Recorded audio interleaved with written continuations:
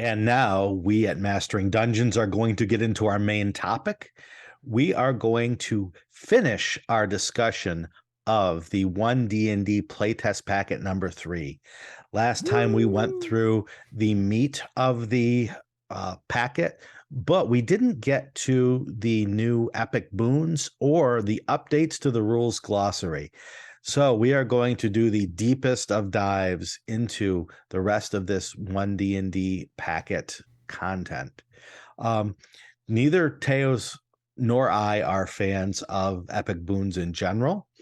And so the 3 new epic boons they gave did not help us change our mind about epic boons. Yeah, and just to pull back a bit, I think the thing that I mean, it was funny. We were asked by a listener question before a One D&D even touched epic boons and changed them up, whether we, what we thought about them, and we both kind of said, well, they don't feel very epic. And then now they're the level 20 capstone feature. And I guess One D&D, as it releases packets, is also giving us a look at certain epic boons that are sort of class focused, right? They're in response to the class. So for the cleric class, they give us the epic boon of fate to add a d10 to someone else's d20 test, boon of spell recall to cast a spell without expending a spell slot once, and the boon of true sight to always have true sight at range 60 feet. And I think these all show my problem with epic boons as a concept, and then also is the idea of having feats to take these, is they're not all the same power level, which I think is fine when we're talking about an epic boon that is something that you might reward somebody with during an adventure just cause. But they're the kind of thing that it's like a weird, imagine your class really was giving you this. This would be sort of a weird thing to get that wouldn't really, it in and of itself doesn't have a ton of flavor. Yes, in theory, the epic boon of fate can sort of represent that I know you're gonna succeed, although you of course might still fail. But there's none of that structure that comes with a class feature. That is what I love about class features. That it tells me what this class is supposed to do in the world and how it looks at the game and all of that. This is sort of like the flavorless blah, like if you wrote the worst class feature, right? Is sort of how I feel about these. Yeah. Yeah, I mean, you look at the epic boon of true sight, where you always have true sight on at 60 feet, right? One of the things that high-level monsters would do is have abilities to not be seen, but that gets around that. So that's a possibly quite powerful ability. The epic boon of spell recall is you get to cast a spell without expending a spell slot one time. So you get basically an extra spell slot. The epic boon of fate, you add a d10 to someone else's d20 test. So that's the average of 5. Having advantage averages out to a +5. So basically it's like giving someone advantage once. Totally not balanced.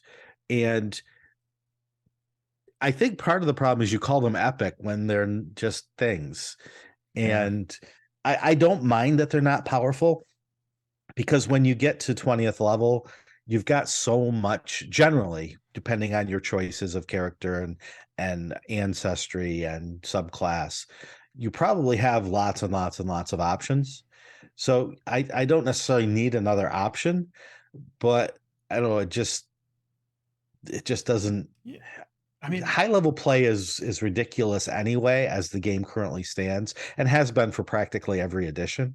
Sure. So fix that, right? Fix high level play with One D&D, and I would be happy. I would be overjoyed if you could fix high level play. Yeah. I think honestly that 5th edition had it better about the idea of sort of your capstone feature being a class feature that was fairly powerful. And I think if what the team had done is balance those a bit more, because some are really lame, hello Ranger, and some are great, balance that out so it feels like a pretty neat final power. And then what I'd rather have than all of that is something more like what AD&D and Basic had, where it was like the idea that you're going to get a keep, or that you have this sort of influence on the world, or something more Mhm. along those lines, to me would be more interesting, even if it was not super tangible. If it was vague, if it was almost more like a background, right? If it was the idea that your wizard can access Mhm. the lore of can gain entry to any library anywhere, and you know has a great chance of coming up with information. I don't even know, right? But those kinds of concepts, like just conceptual, interesting, representing the fact that you've reached some pinnacle of your career, rather than you know candy. Yeah, yeah. Mechanical candy. Like I want more, yeah, world integration type thing. And maybe that's a reason to make that the capstone, and move these things to 18th. But currently, the only reason you're moving it to 18th is so you actually might see play in some rare situations, because people still aren't reaching level 18 anyway. Mhm. Yeah, we have thoughts. Yeah. We do. And we're going to have more thoughts as we talk about the changes or the updates to the rules glossary. Hmm. Um, so what was in the rules glossary? Here's a breakdown. Action required. So Wizards of the Coast in the packet clarified that an ability check requires an action unless a rule says otherwise. A DM, of course, can override this requirement and say it can be done with a bonus action or with no action. And your I thought there, appreciate that. Teos? Yeah, I mean, Yeah. I think that needed to be said. It needed to be said, because otherwise it was sounding like One D&D was telling you, hey, the investigate action is an action, end of story, and we have a feat that makes it faster, so it's got to be. So I like that they're saying, hey, DMs, you can still change this up. I do find that this is almost like I don't like the codification of it where it falls. I would rather that the part where it teaches you how to play tell you this, Mhm. and that we don't need this action required section. Um, I just, it feels like a weird instructional appendices type approach, rather than what the game masters need to know to run a good game, if that makes sense. Yeah. Yeah, I think it's better to clarify, as you said, early in the thing, and say, listen, around to 6 seconds. If it takes most of the 6 seconds for you to do something, it should be an action. Hmm. And I I am enraged. This is my enraged face. I am enraged when it says, or it can be done with a bonus action. Yeah. I do not ever want a DM to be saying, well, you can do that as a bonus action. Bonus actions are in the game for a very specific reason. And when we talk about next week, when we talk about chapter 9, unless something amazing comes up that we need to push it out further to talk, bonus actions are what allow classes to differentiate themselves from each Hmm. other. Uh, Action, you can hit, you can move, and that's the game. Now, Yeah. bonus actions make a monk because they can use it to take extra Flurry, attacks. and yeah. Hmm. Right. It makes clerics because they can maybe use the bonus action to heal while still doing other things. Bonus actions make a paladin a paladin. Bonus actions can make a rogue a rogue. And just to say, well, you can do this other little thing that I put in the adventure. Yeah, just do it as a bonus action instead. Then you're not allowing the cleric to be a cleric. You're not allowing the rogue to be a rogue. You're not allowing the monk to be a monk. Uh, Yeah. and I Well, don't want them messing around with that. I love your purist answer, because what I also immediately think is, well, Tasha's and other similar places have also chucked endless amounts of, as a bonus action, you can do this, right? And Feats have done that. And so the Hmm. game is becoming problematic, because one of the other reasons why bonus actions were represented the way that you very, very well captured is that concept of, we do not want to bog down the action economy. So you have a very specific thing that your character does with its bonus action. It's not a Hmm. grab bag of tricks as it was in 4th edition or 3rd edition, where any spell Hmm. could be quickened, or lots of magic items had special, minor action rioters and things like that. The Right. idea is we're freeing up that space. Why? Because the space should be, your brain should be doing creative things and fun Hmm. things, not just, ticking off, I need to use all of my action types. as you start seeing all of these ways to use your reaction, all these used to use your bonus, all right, then the game becomes super bogged down. And now it's even worse when you say, well, to disarm the trap that's going to murder all of you in 2 rounds, you need to use your bonus actions and also still do the things you need to do in this encounter. And that doesn't function, right? And I wish the rules, which is also why, in a glossary type thing like this, you can't explain that. But in running the game, which we were talking about last time, isn't really a good chapter to do that. If you did that properly, you could explain this, right? If you do allow a bonus action, it needs to be a way that you could do it, because here's the reality: half your characters don't want to do that, right? And here's why it hurts them, and you need to be aware of that. Right. Tell me about the difficulty class table. So they kind of returned it to the 2014 version. All of those DCs are there. They all mean the same thing. They start with 5. I think the wording is better. They say, it's rarely worth calling for a check if the DC is as low as 5.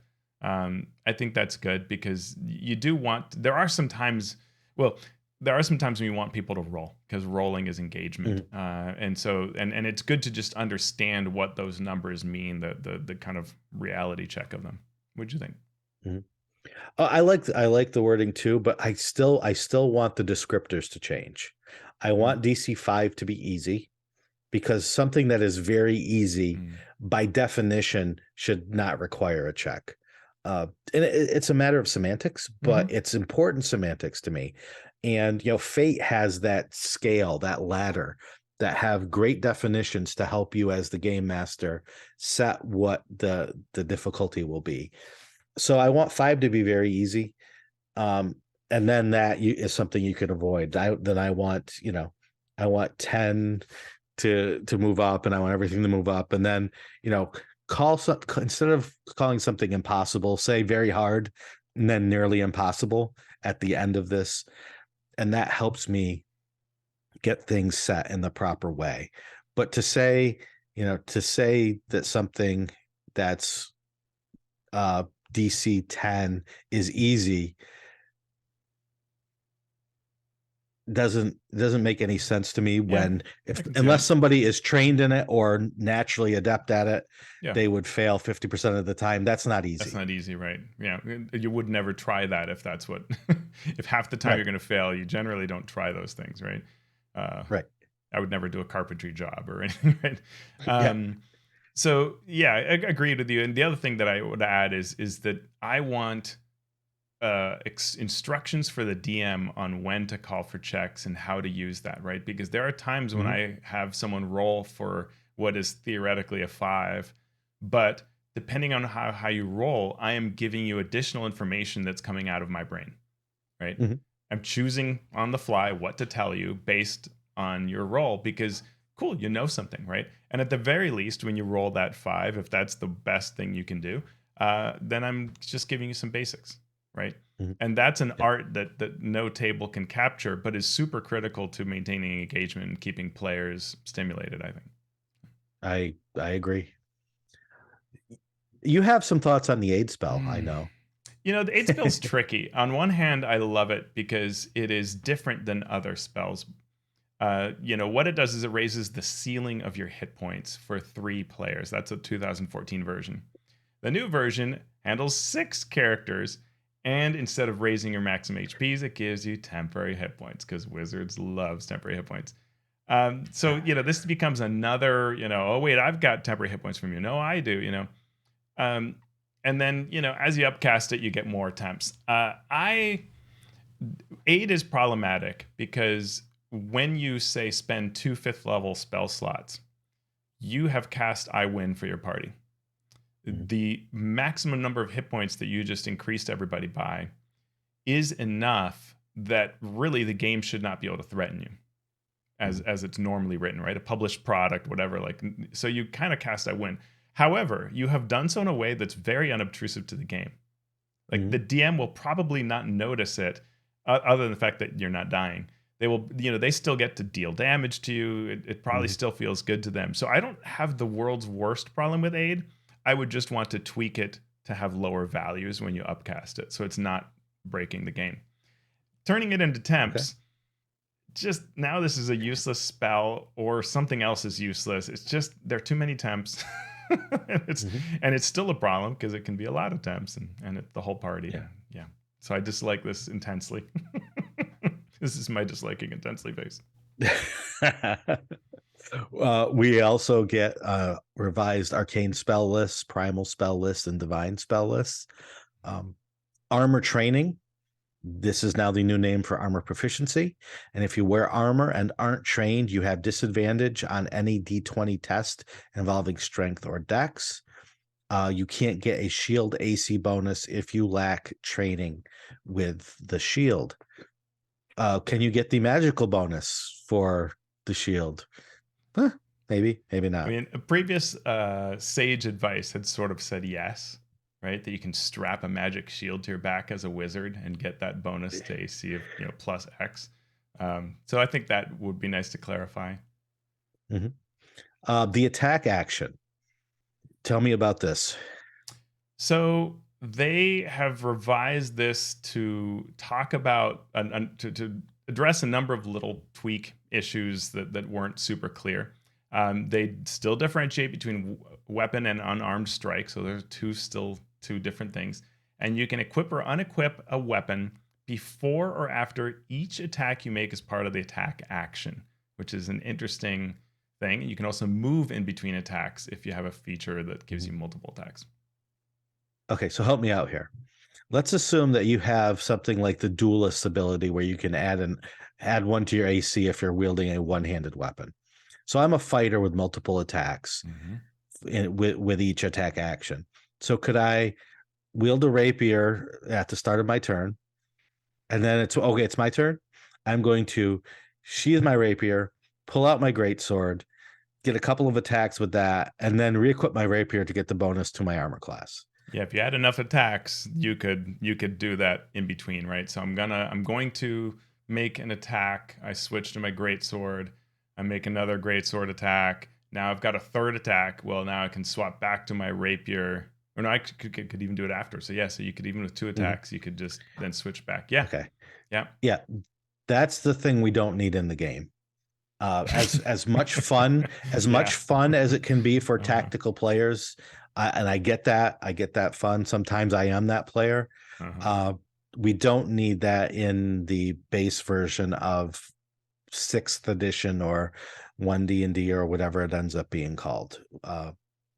Have let the fun be in the rolling of the dice, the telling of the story, the outcome of the story based on choices and die rolls. Let's not get into that sort of thing. Yeah. And I think in there you would have to drop something because at some point it's either before or after that you're doing one of these. So at some point, you're probably going to drop your axe to be able to pull your rapier, unless you want to do an attack with it. And yeah, I don't know. But I agree with you. It's the finicky type of stuff that just gets in the way of good game. No, thank you. Critical hit rules go back to their 2014 version. Yay. Fine with that. Didn't have a problem with the 5e rule. Banishment spell is revised to have the range. HALVE. Sorry, my accent there. Halve the range.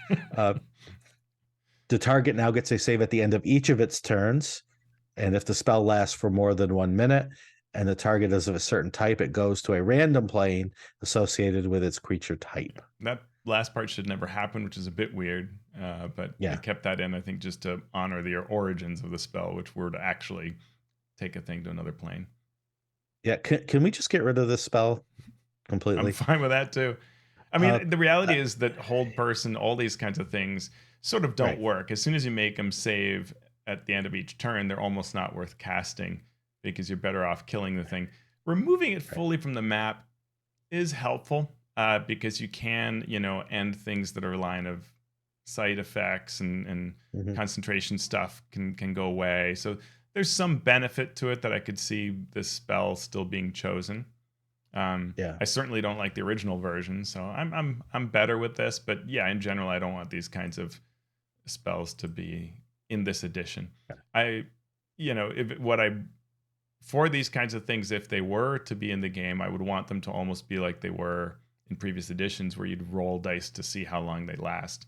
and that erratic nature of them made things more interesting and less dependable. So you didn't know how good the spell was when you cast it, but it's still problematic. So Yeah. How about Barkskin? It grants temporary hit points instead of armor class and can be upcast to include more targets. So Barkskin is now aid, but for druids.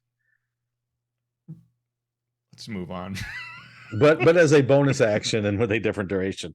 All right. Let's see. Dazed. Dazed is a new condition that was previously in 4E. You can take a move or an action, but not both. And you can't use your bonus actions or reactions.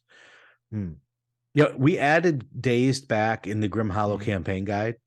And what it did was it disallowed concentrating on spells. That's interesting. I like that. Yeah, that's cool. Yeah, I like that. That makes Dazed effects powerful just in and of themselves. I think it's cool. Yeah. I think that MCDM also has the Dazed action, so it's clearly something that's popular, and I think it plays a nice role. It's great because it says a lot of things about how your character can't quite be themselves without being, domination or things like that. Yeah. I don't remember where I saw it. It might have been in Grim Hollow. When you come back from 0 hit points, whether it be through healing or resting, the first round that you're back, you're dazed. I think that's pretty cool. That's cool. And in Grim Hollow, if you lose concentration on a spell through damage, you are also dazed. Which I thought was really cool. Now, see, those are the rules I like. Just add these little tweaks. They don't complicate the game overly much, but they make the tactical side of things a little more interesting. Yeah, that is cool. Tell me about difficult terrain. I mean, so it's not bad. It's pretty much what you'd expect, but the only thing is it still has things that any creature that isn't tiny counts as difficult terrain or impacts your movement. So that means that you can't move through your fellow party members, which just means we have to get rid of all 5-foot corridors. But there are also some other pieces in there, like it refers to ice or furniture and how that impacts. So yeah, good. A little more information for DMs. The exhausted condition. I think it's pretty much what we had last time. Long rest removes 1 level, and it you have sort of this -1 per exhaustion level on D20 rolls. Grappled. This is still, I'm still trying to wrap my mind around this, and I have a character in my home game now who is a grappler, who grapples multiple players because he's a Loxodon, so he has a trunk, and he's a monk. And so it's getting sort of weird. So I'm actually thinking of going to these rules to make what he's doing a little more interesting. So if you're grappled, your speed is 0. You have disadvantage on attack rolls against anyone other than your grappler. The grappler can move you, but has the slowed condition unless you are tiny or 2 sizes smaller than the grappler. The escape is a dex or strength saving throw against the escape DC. The unarmed strike definition says that when you unarmed strike, you can deal damage or shove or grapple. So when you grapple, the escape is 8 plus your strength modifier plus your proficiency bonus. And the target can't be more than 1 size larger, and you need a free hand to grapple. What people always try to do is move something that they're grappling without moving themselves. And there's no rule that I can find, at least, for saying how that works. And so I'm always tempted to say, if you move someone with you, you only worry about your movement. But if you're trying to move something around you while you're not moving, each 5 feet that you move the creature also counts as your movement. Seems fair. And but I think something like that needs to be said, because otherwise you get people grappling, and then especially if they have a spell on them or they're a species that's large, then you can end up moving someone a good distance without actually costing you any movement. And I think I could be wrong about this, but I feel like in 3rd edition, I don't remember fourth. I feel like you went into their square when you grappled them. Hmm. And that's another way you could do that. If you say, well, you're both in in the same square, as you're all sort of, Hmm. and therefore that's where, where you move them is where you are as well, right? Because you Yeah. have to be. That's another possible way to address it. Hmm. Yeah. The guidance spell is now a reaction when someone within 10 feet of you fails an ability check. Yeah, I'd rather not be just failure, because there are times when you want to boost the result and just let me do that. Don't tell me I can't because it didn't fail. Mm, okay. The help action, you must be proficient to help an ally who can see or hear you. You can distract an enemy within 5 feet of you, granting advantage to the next attack roll by an ally.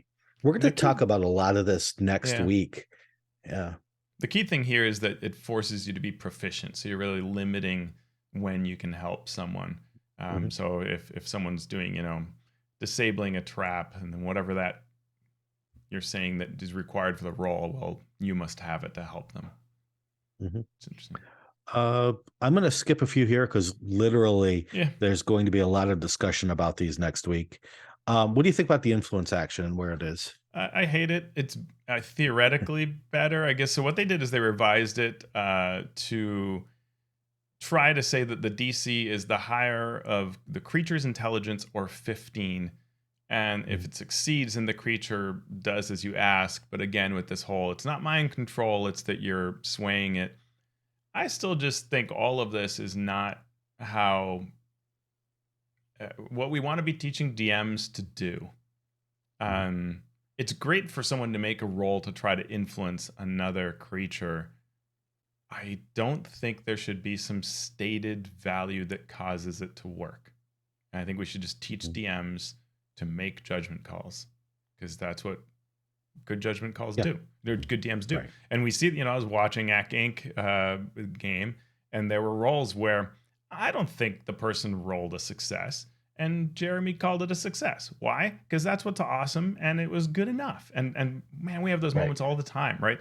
And when you set these kinds of things where what the game's trying to do is say 15 some magic number. No, it's not. And you're getting in the way of the game when you try to tell players a 15 will succeed. No, I'll let you know.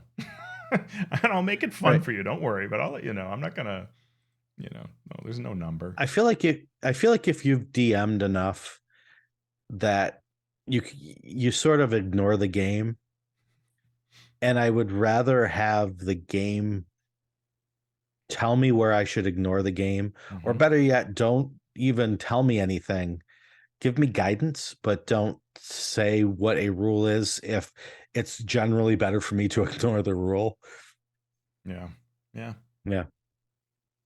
So that was the influence action. Long rest. It was the same as the previous Unearthed Arcana packet, with the addition of removing 1 level of exhaustion. It also now says that if your rest is interrupted, you can resume it, but must take an extra hour of rest. Yeah. And then 2 changes. But Mhm. after you. The Prayer of Healing spell, instead of affecting 6 creatures, it now is your spellcasting ability number of creatures. Additionally, you can't affect a creature with this spell again until they finish a long rest. And all this makes me go, whoa, was this spell that powerful? Um, I don't. These are kind of tweaks that I just go, really? Okay. Spiritual weapon now requires concentration. And what you hear in the background is the sound of every cleric player crying over this change, because it was such a popular spell because of the fact that it didn't require concentration. So you could just have this extra attack. I did appreciate this is a case where listening to the video where Jeremy Crawford talked about the change was helpful, and that he was saying, surprisingly, that his concern was mostly along the lines of the action economy, and that you're adding this always, a second attack that's happening here, and you're moving your spiritual weapon around and all this on top of everything else you're doing in your round. So it's sort of too much. And from that perspective, yeah, I agree that is, but then I look at everything else that's clogging up the action economy, and to me, this was quite minor. Right. So I don't know. It's one of those things that if you make it concentration, does it just suddenly become no one's casting it? Yeah. We'll see. Yeah, it's a spell that became so rote that if you play with or as a cleric for more than a few sessions, it just becomes second nature of, oh yeah, spiritual weapon, and I'm always going to be setting it off on my bonus, so there we go. But as a new player, it definitely is something that is complicated, because you have to keep track of it. You have to remember it's there. You have to remember its location. So yeah, I can see that. That's kind of it. There are a few other bits, but nothing too critical. The survey Mhm. is supposed to be the December 21st. Every survey date so far has been pushed back, so we'll see. We'll see if that happens. Yeah, I'm excited for when it comes out to see if this survey is any better than the previous surveys. Yep. We will find out. So we have taken a little extra time, but we have talked about the full playtest packet for One D&D packet 3, and we will now close this shop down. We will turn the lights off, but we will thank all the patrons who let us turn them back on. Thank you to our Master of Dungeons supporters. In our show notes, we give a special shout out to our Master of Realms patrons. And for our Masters of the Multiverse, we give you this special shout out. Craig Bailey, Steve Bissonette, Evil John, Darren Chandler, Robin Dermy, Andy Edmonds at Nerdronomicon, Ben F., Ben Heisler and Paige Lightman, Shawn Hurst, Brian King, Travis Lee, Eric Mengi, Falcon Neal, Drago Russo, Krishna Simone Say, David Somerville of the Planegea RPG setting, Joe Tyler, James Walton, Graham Ward, and John Wilson. Thank you, patrons, and thank you to everyone listening.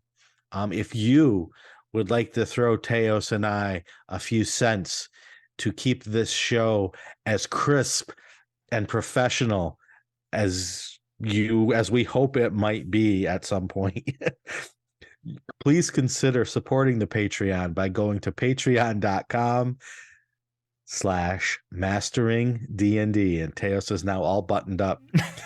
Very professional. Where can people find your professional self on the internet? Find me at alphastream.org. From there, you can reach my Twitter and other efforts. Mastodon, alphastream at dice.camp, and I sometimes check Twitter. How about you, Shawn?